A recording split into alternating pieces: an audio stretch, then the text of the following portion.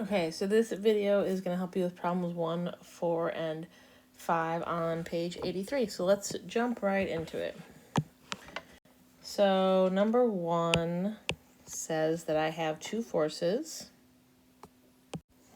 and they're applied to make an angle of 44 degrees with each other, and then they're applied to the object. It says find the magnitude of the resultant vector. So we don't know how these vectors are drawn, but we're going to draw them to make our lives as easy as possible. I'm going to draw one vector, the one that comes first in the word problem. This one, the 12-pound one, straight on the x-axis. And I'm going to draw the other one up here, the 20-pound one, up at some angle. And what's really important is that the angle between the two is 44 degrees. That means that this vector up here is going to take the whole 44 degrees, but this vector is straight horizontal, so its angle is 0 degrees. So, to do this vector right here, to find its component form so I can add them up, I'm going to do r cosine theta, r sine theta like I have been doing. So for this one, it's going to be 12 cosine 0 degrees, 12 sine 0 degrees. Sine at 0 is 0, so the whole piece is going to be 0, and cosine at 0 is 1, so this vector is going to be 12, comma 0. This vector I'm going to need a calculator for, because I'm going to have to do 20 cosine 44 degrees, comma 20 sine 44 degrees. So I'm going to grab my calculator, and I get, for the cosine one, 14.387. And for the sine one, I'm going to get 13.893. And what I'm going to have to do is add up this and this to find my resultant vector. So 14.387, the x, plus 12, my x.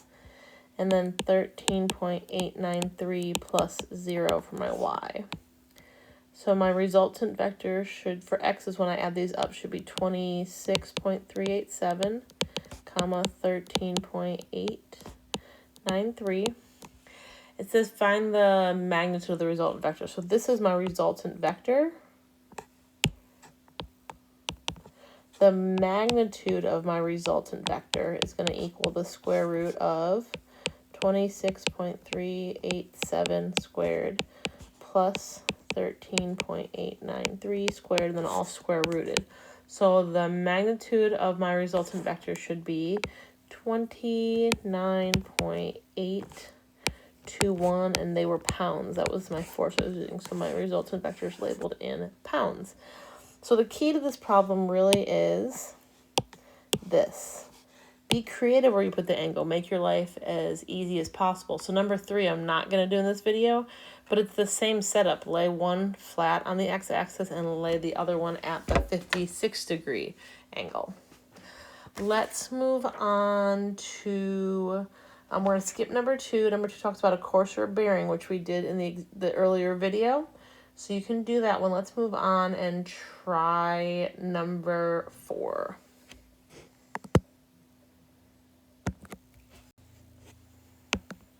Oops.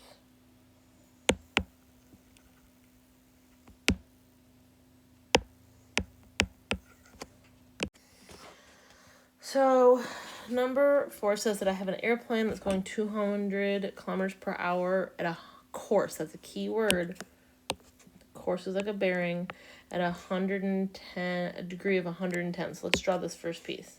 So I'm going to draw a coordinate plane. I'm going to start. I'm going to fly at a course of 110. So a course is a bearing. That means you start at due north, and you're going to rotate clockwise. So 110 degrees. That means I know that this piece right here,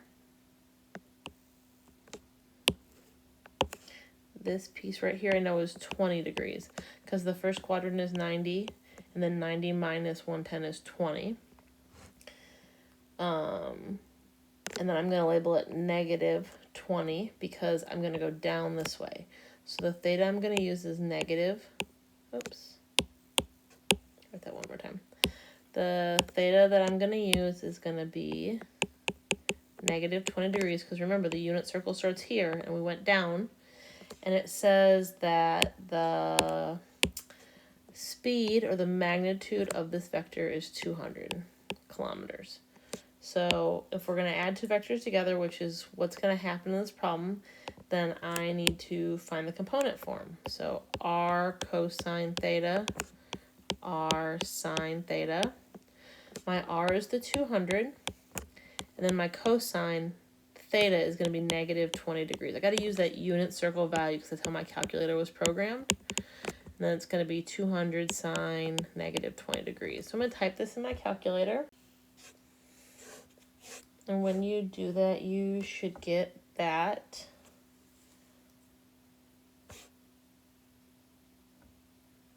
You get 187.939, comma, negative 68.404. So this is my airplane. So now let's do my wind. Or nope, it's going to change direction. So part 2 is that when it gets to this place right here, something's going to happen. So I'm going to take and draw over here. So my airplane, so my airplane flew, and I'm at this dot. And this dot I'm going to put right here in the center of a new coordinate plane. And when it gets to this point B, so this was A to B, and now I'm going to go from B to C. It says it flies 100 kilometers to point C. And when it gets to point C, it changes its course by 37 degrees. So I get here, and I'm going to change my course by 37 degrees. So again, a course is measured from north, and it rotates clockwise. So I'm changing it 37 degrees. So there's my, positive 37 degrees in there. But we don't want to use 37 degrees. I want to use this piece down here because my unit circle starts down here. So 90 minus 37 gets me a 53 degrees. So that's what I'm going to use for my new direction. And its speed changed, I think, to 100 kilometers per hour.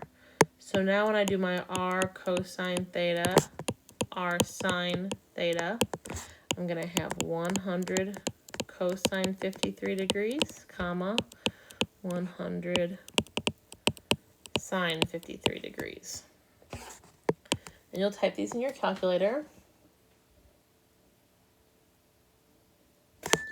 And we should get 60.182, comma, 79.864. And so now what I'm going to do is I'm going to add my x with my x and my y with my y to find my resultant vector, because it wants me to find the net displacement from A to C, so the total displacement. So if I do my greens, I'm going to do 187.939 plus 60.182. And then when I do my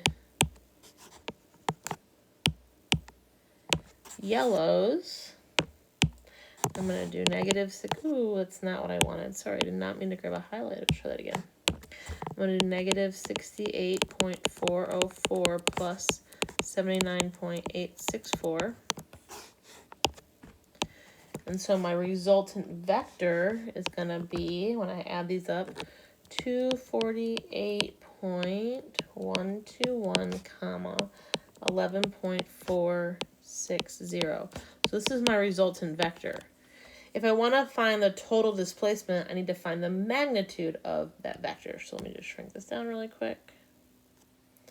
And so the magnitude of the resultant vector is going to equal 248.121 squared plus 11.460 squared. So my net displacement after I enter this and square root it should be 248.3 6.386 kilometers, which is the net displacement. And it asks, and the final direction. So I have to use this vector to find the direction. So we know that we do tan of theta equals y over x. So I'm going to do arctan, and we should be in quadrant 1 because it's positive and positive. I'm going to do arctan of 11.460 over 248.121 to get my theta. And so your theta, according to your calculator, is 2.644 degrees. But we were using bearings, or a course.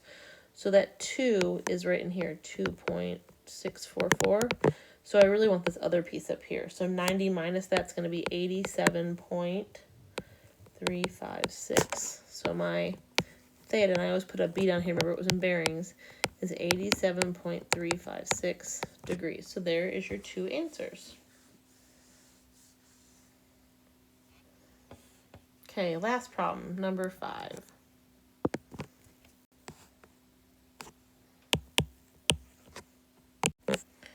Okay, so in this problem, a hiker walks 8 kilometers from camp at a course of 30 degrees. So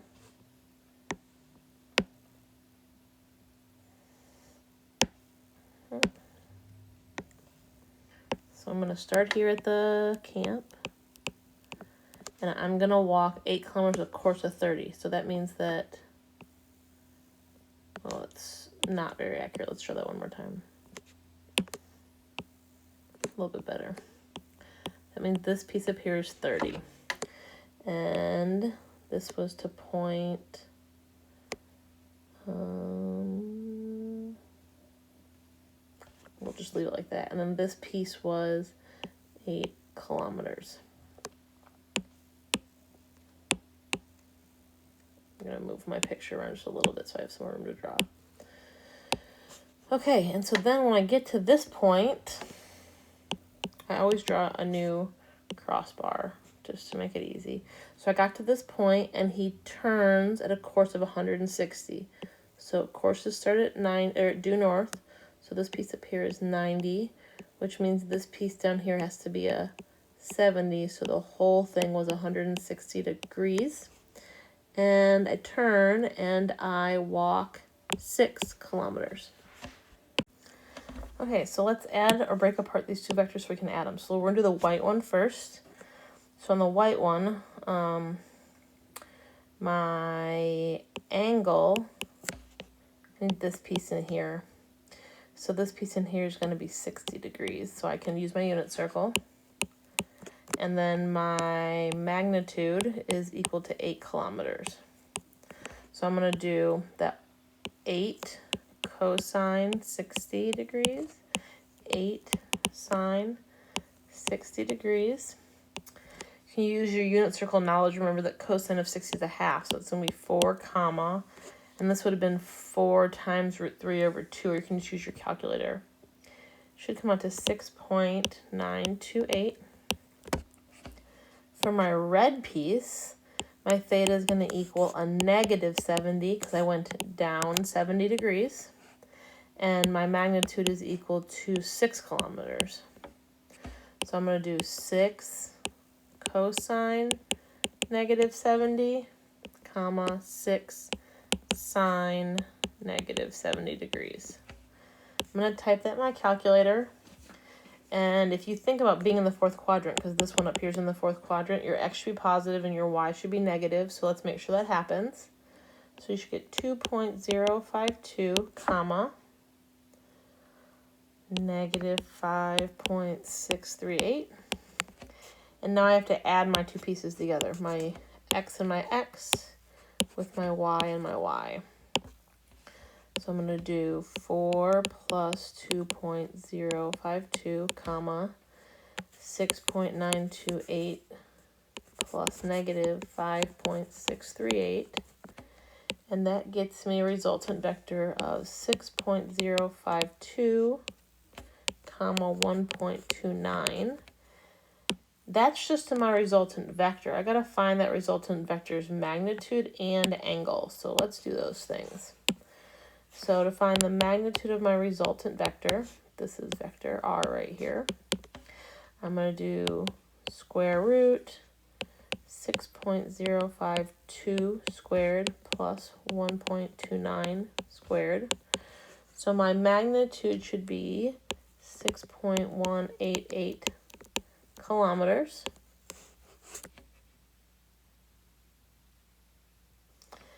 And then I need to find the angle. So I'm going to do tangent of theta equals y over x. So I'm going to do arctan of my y, my 1.29 over my x, 6.052. This is giving my theta, which when you type this gets you 12.033. But that was for the unit circle. So we need to change ours just a little bit to make sure that it is in a bearing or a course, because that's what it asks for. It says to the nearest degree. So 12 would be in here. So if you do 90 minus that, we would take theta equals 77.967 degrees. But that's not quite the answer, because if you look at these two pictures that we drew, the best answer would be to go back this way. And really that's going to fall into the third quadrant. So what we really want to do, and the reason this happens is really in here we would have had a negative over a negative, which resulted in a positive. So we just need to put the angle in the correct quadrant. So instead of doing the 90 minus the 12, we don't want to do that. We want to do the one quadrant. Sorry, I want to start up here. So one quadrant plus two quadrants plus 90 minus the 12. So I need to add 180 to this answer. And when you do that, the best theta answer should be a coarser bearing of 257.967 degrees. So hopefully this helps you finish up your one-word problem.